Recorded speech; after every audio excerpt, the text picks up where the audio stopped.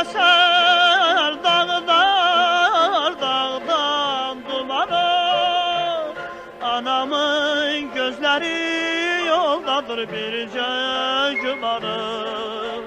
Birce mənə qalmış gümanı.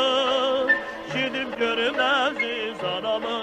Aqallı dağlar bulub kəsaranı qoy arabanı kəndə çalsın. Dağda yenə dönək düzdə selə dönək düzlər anam. Aköylə atlar, aköylə atlar.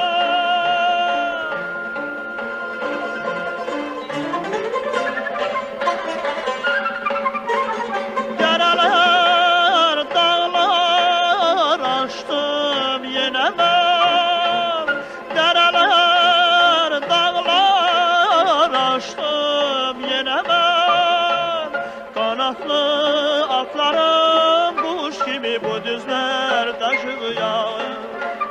Mehribanım bozat kəhərim, çok uzak değil benim səfərim. Köhlən atlarım bulub kəsaranı qoy arabanı kəndə çalsın. Dağda yenə dönək düzdə selə dönək göz.